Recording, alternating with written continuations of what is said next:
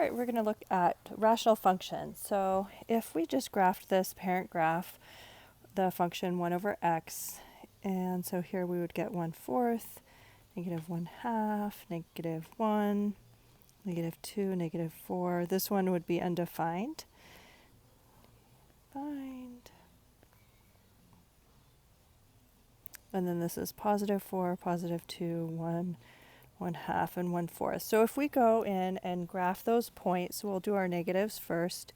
At -4, we're at 1/4. At -2, we're at 1/2. And then at 1/2, we're at -2 for output and -4 with an input of x equals 1/4. So what we get is this graph here where there's an undefined section when x is 0. And then likewise, we get the same thing here. 1/2, we're up at 2, and at 1/4, we're at 4. All right, so that's kind of the parent graph. All right, good. So we have our graph, and now we're going to describe the behavior close to the horizontal and vertical asymptotes. All right, so where it's undefined, that is the vertical asymptote. And our function is not going to cross a vertical asymptote, and that's where the denominator is 0. So those are the vertical asymptotes. Now the horizontal asymptote, they might cross, just depending in the middle, near the origin. There might be some cross or touch points, but as we head towards x equals positive or negative infinity, our graph is getting closer and closer to the horizontal line, whatever our horizontal asymptote is. Okay, and in this case, you can see that our horizontal asymptote is 0. And the way that we find that is we use long division. So if we were going to divide 1 by x, x does not go into 1, so that would be 0. So that number is the horizontal asymptote. Okay, so our end behavior.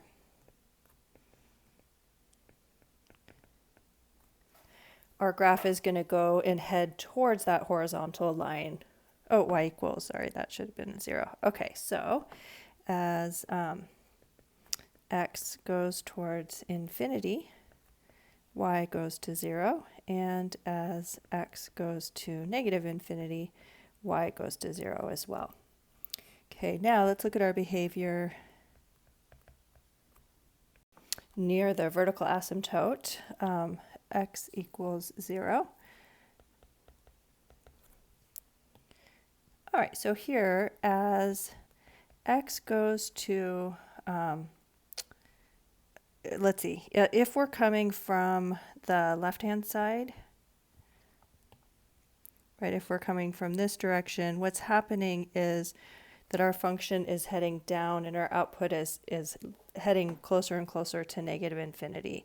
Okay, so the way that we would write that is as x, let's see, x goes to 0 from the left-hand side. So we just show that with a little negative. It's coming from the negative infinity side. Then what happens is that y is going towards negative infinity. And then as x goes to 0 from the positive infinity side, from the right, if we're coming this way, our function is heading up and up closer towards positive infinity. So y is going towards infinity. And you can see the symbols. Yeah, so this is kind of new for our class. All right, so we looked at the parent graph of the simplest rational function that we could get, 1 over x. So now let's look at trying to graph more complicated rational functions. Okay, for example, if we had this function here, r of x equals -1 over x squared minus 2x plus 1. So that's not just a simple transformation, a slide up or down of our parent function. It's something quite a bit more complicated. Okay, so we have to do some processes here. We're going to look at the vertical asymptotes, horizontal if there are, and then when we use long division, sometimes we're not just going to get a number. We're actually going to get a little expression that would describe a linear equation. and that will be a slant asymptote. I'll show you those. And then sometimes we need to do some extra additional points. Okay, so let's go ahead and get started. A little hint here as we're doing our horizontal asymptotes, there is a little pattern that we look at the degree of the numerator compared to the degree of the denominator. So I just want to point this out. Notice 1 over x squared.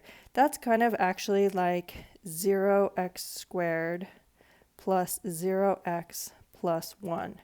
So if I was using long division, 0x plus 1, and dividing that by, oh, this has a whole expression, right? But when we use long division, the first step is just to divide the leading coefficients. So if you notice, if the degree up on the top, that is this one, okay, it had a lower degree, and so I would have to fill in with zeros for, in this case, x squareds, okay? So what we're going to always get is a 0 for our horizontal asymptote, and that's what's being described right here. If the degree of the polynomial is less than the degree of what you're dividing by, then you're going to get y equals 0. If they're the same, like here, when we go to use long division, that first step is just going to be to divide leading coefficients. Okay, so all you have to do is just divide the coefficients. In this case, it's just 1 divided by 1.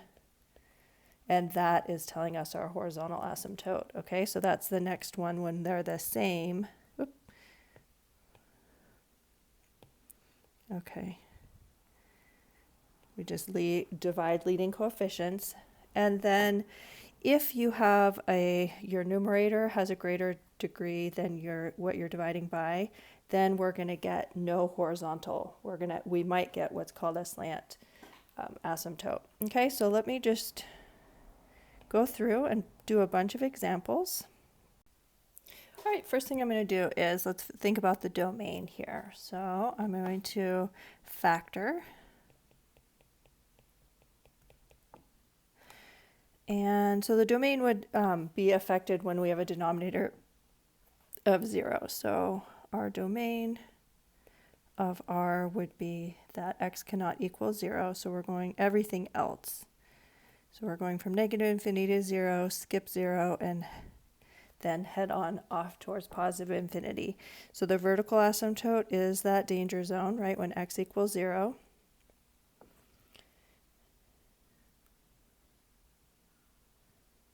And our horizontal asymptote, because our degree of our numerator is less than our degree of our denominator, then our horizontal asymptote is y equals 0. To do our cross or touch points, we would set our function equal to whatever you get for your horizontal asymptote. And so if I have 0 is equal to negative 1 over our function, that doesn't work. So if I cleared fractions, I would just get 0 equals negative 1, which has no solution. So there's none.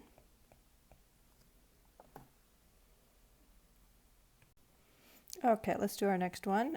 First we factor, so we have, this is the same as that previous denominator, and then this one would be x minus 2, x plus 1. Okay, starting off with my domain, it's just x cannot equal 2 or negative 1, so just exclude those 2 points.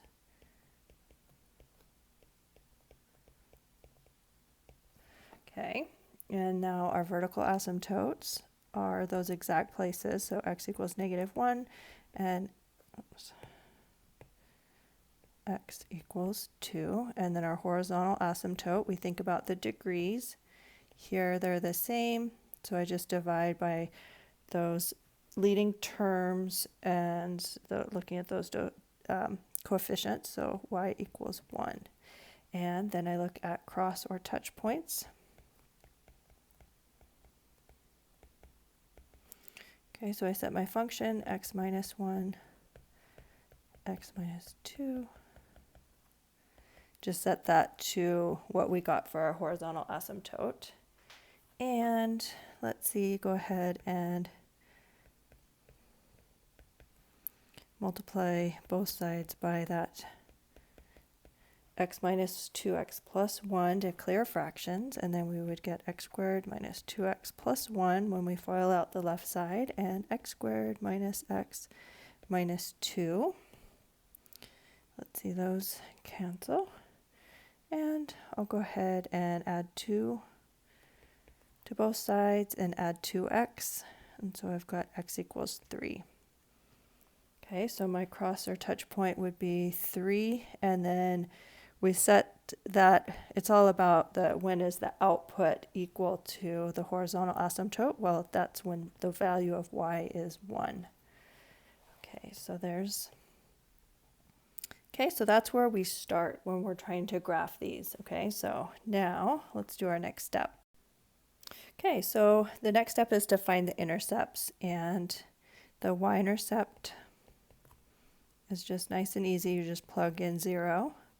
So we would get negative 1 over 0 squared minus 2 times 0 and then plus 1. So it's just r0 is equal to 1. The x-intercept is where you take your function and figure out when its output is 0. So let's see, this one factored as x minus 1 quantity squared. Okay, and so if I tried to clear fractions, I would get negative 1 equals 0, which has no solution. So for x-intercepts, we get none. Okay, my y-intercept was that point. We had none.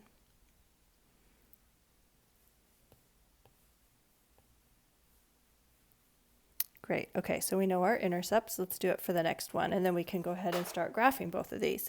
Okay, so this factored again as x minus 1 squared, x minus 2, x plus 1. Okay, so y-intercept.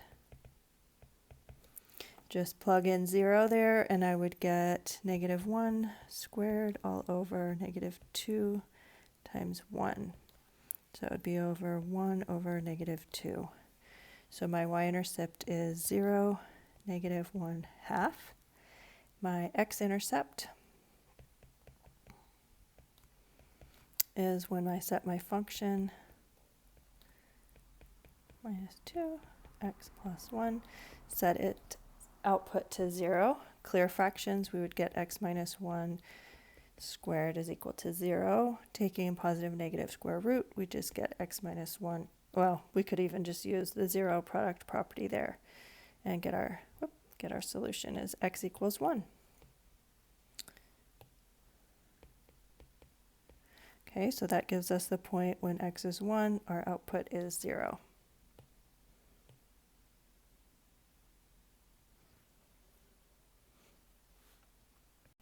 Okay, I copied all the information that we had found from problem examples 2 and 3. So for this one, we had a vertical asymptote at x equals 1.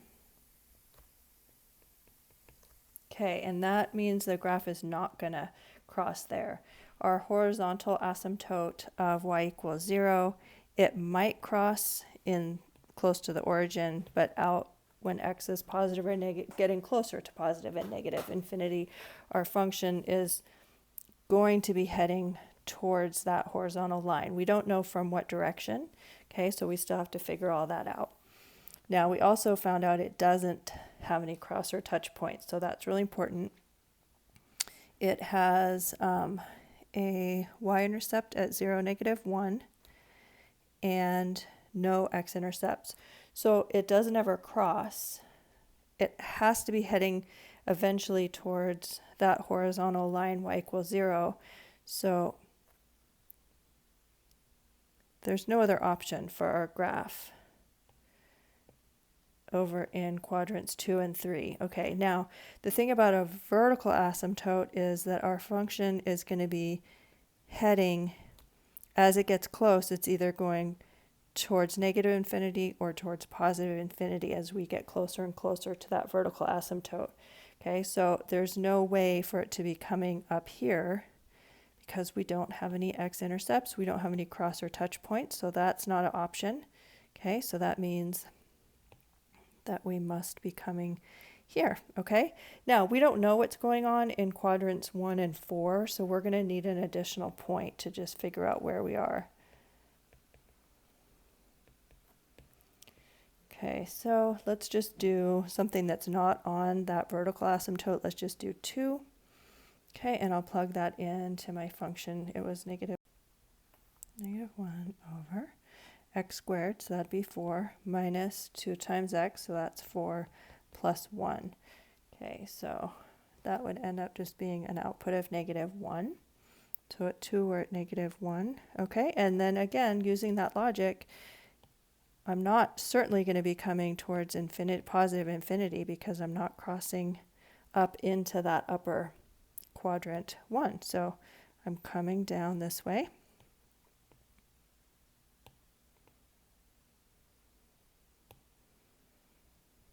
Heading towards negative infinity as we get closer to that horizontal or vertical asymptote, and I'm getting closer and closer to y equals 0 as x goes towards infinity.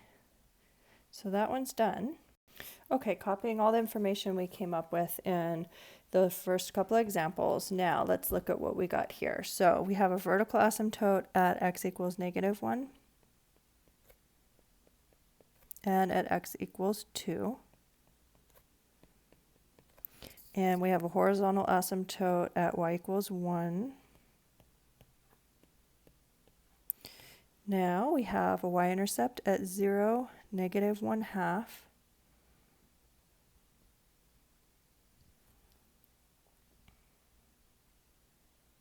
And an x-intercept at 1, 0.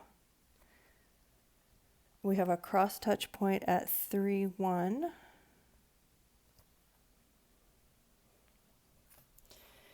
All right, and see, that's the only x-intercept that we have. So we don't have any more crosses, okay? So again, just thinking about those vertical asymptotes, the graph is drawn up towards infinity or negative infinity. We can't have our graph coming, down here and going up because there's no other cross or touch points except this one at 3, 1. So that's not going to be happening. Now, we don't really know what's going on. Is it coming,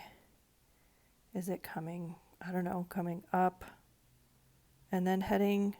Is it coming down and then heading? We just don't know. Okay, so we're going to have to do some additional points. We also don't know if there's no other x-intercept, so it's certainly not coming like that because there would have to be an x-intercept. So this one must be coming here. Okay, but let's just check what happens when x is 4. We'd get 4 minus 1 is 3 squared in the numerator. 4 minus 2 is 2 times 4 plus 1 is 5. So this would be 9/10. So that's positive. Let's see, a little bit less than 1. All right, and is it coming up to touch there and then heading? We just don't know. So let's look at, how about 2.5? All right, so we'd have 2.5 minus 1, so 1.5 squared all over 2.5 minus 2, so 0.5 times 2.5 plus 1. And that's about 1.3. So we're at 1.3, we're like here. Okay, so our graph is going here, then it crosses, and then eventually it starts heading closer to that horizontal asymptote. And there we go. So now let's look at slant asymptotes. and then we need to look at holes. Okay, so two more things to look at. All right, so slant asymptotes, this is what happens when you're trying to find your horizontal asymptote, and you notice that the degree of the numerator is larger than the degree of the denominator. So if we were going to go and do long division here, we get x squared minus 3x, and that's being divided by x minus 1. Okay, so using long division, we'd have x squared divided by x, so we do those leading terms, and we'd have an x. Okay, and then we multiply x times our quotient, and we'd be subtracting x squared minus x, so change the signs on both of those, and we get negative 2x. Then we do leading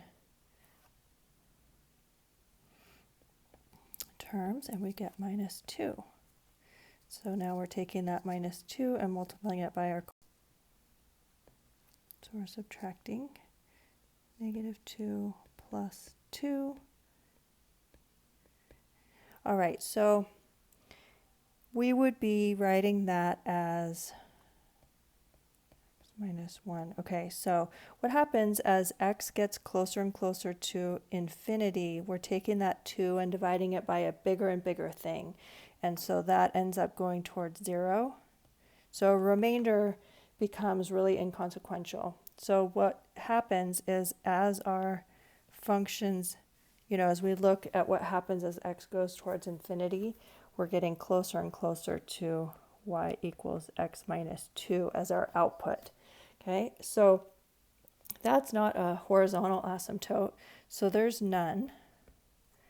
Okay, but there is this slant asymptote. Okay, so those you're going to be looking out for when the numerator has a greater degree than the denominator. All right, so that's called the slant or oblique asymptote. Okay, there can be cross or touch points. So scoot this up a little bit and we'll look at that. So we have our slant asymptote, and now let's look at cross or touch points. Okay, so we're going to set our function. Let's see, this factors as x minus 3 over x minus 1. Okay, so we're going to set that function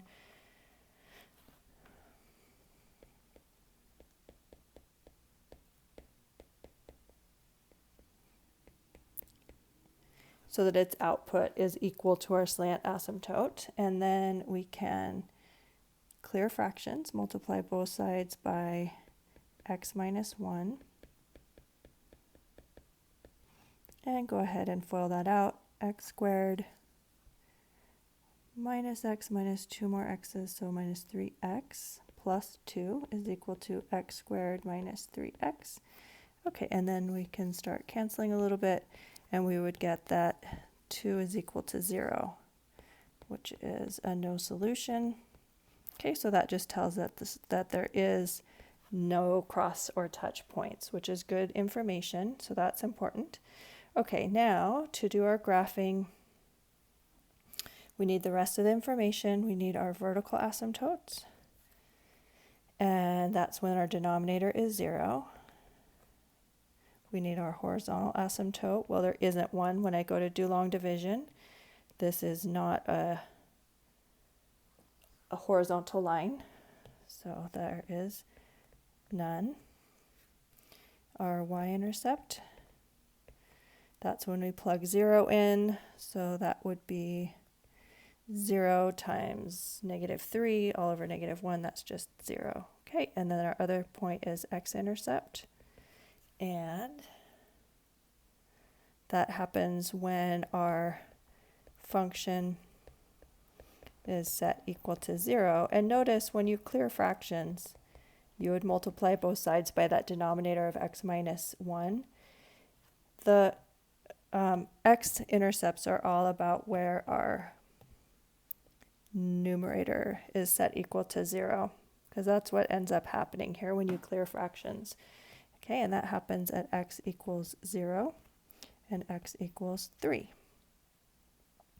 Okay, so we're going to take all of this information and graph our function. Okay, so here I'm going to go ahead and just start with our slant. That's kind of new for us. So let's see. We have a slant at y-intercept -2. Slope of that line is 1. Y equals mx plus b here. Right, our slope is 1. Okay. So we just have this nice diagonal line. And we know our function does not ever touch that. And we have a vertical asymptote at x equals 1. We know our function never touches that either because it's a vertical asymptote. We have a y-intercept at the origin. And we also have an x-intercept at 3. Okay, so our function needs to head towards our asymptotes and abide by the rules of no more intercepts and no cross or touch points. So there's a pretty decent graph of my function without having to do a huge amount of work. 2.5 minus 1, 5 minus, that's our quotient. There's one more thing I want to show you, and that's what happens when we factor, and if we can simplify a little bit, then we'll end up with holes in our graph. Okay, so if we factored this, we'd have x plus 2 times x minus 2 all over x plus 2. And then these would simplify. So our function does simplify down to just a nice linear equation. So it's just here at -2, slope of 1. Okay, so we think this is just going to be our graph. And our life is simple and we're done.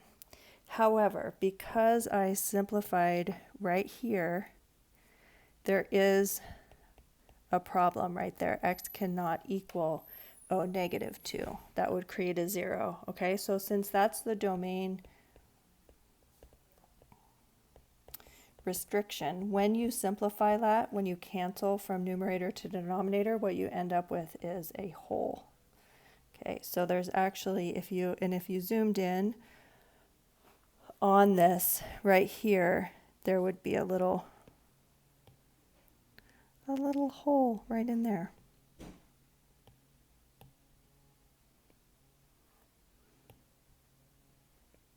Okay, so we just would show that like that with a little hole in it. Okay, so here we have our last example. So I do recommend trying, just pausing the video and seeing how far you can get on your own on this.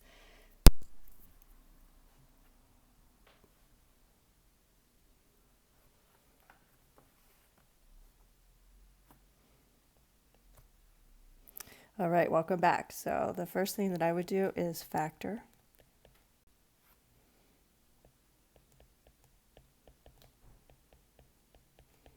X plus 2, x minus 2. Okay, now when we notice that we can simplify there, that would mean that there's going to be a hole right there when x equals 0. Okay, and then this would simplify down as 1 over x plus 2 over x minus 2.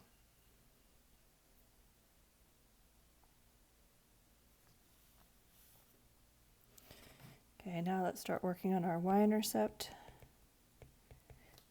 Okay, that would be when we plug in 0. So we'd get 1 over 2 times -2, or negative 1/4. Our x-intercept happens when we have an output of 0. We can't have an output of 0 if we have a 1 in the numerator. Right, if you tried to take your function, x minus 2, clear fractions, you would get 1 equals 0, which is no solution, obviously. Okay, so there's no x-intercept. Our vertical asymptotes happen when our denominator is 0, so that's x equals -2 and x equals 2. And our horizontal asymptote is, let's see, we have the numerator has a lower degree than the denominator, so this is going to be y equals 0. Because if I use long division here and try to divide by x cubed minus 4x, you have to put in zeros for those higher degrees. So then you divide leading terms and you would get a 0 there. Okay, good. All right, and now we just figure out our cross or touch point. And there's not going to be one because we already know it doesn't cross the x-axis. There's no x-axis. And since our horizontal asymptote is at y equals 0, we already thought about that. Okay, so let's put in what we know. Our vertical asymptote's at -2 and 2. Our whole is at x equals 0, and that ends up being the y-intercept. And let's see, we got our y-intercept, there's no x-intercepts. We got our verticals, our horizontal asymptote. And there's no place that it touches. Okay, so I can't have my function going up this way. It doesn't work because there's no x-intercept. So it must come down here. Okay, but it could come this way. It could come that way. We don't know what's going on. It could be here or here. Okay, so we're going to have to do a little bit of work to figure that out.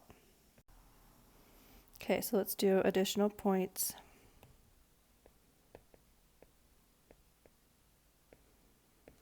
And if we did, how about -3 and 3? And then we can kind of see what's happening.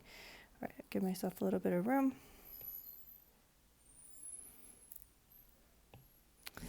So my function takes the input and adds 2, so that would be -3 plus 2, which is -1. And then we take my input, -3 minus 2.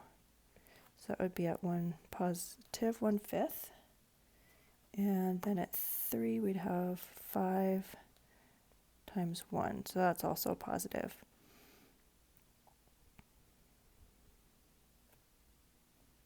Okay, so that tells me that my graph needs to come that direction and head towards the horizontal asymptotes. That looks like it's going up. Should be getting closer and closer to the horizontal asymptote. All right, so there is rational functions.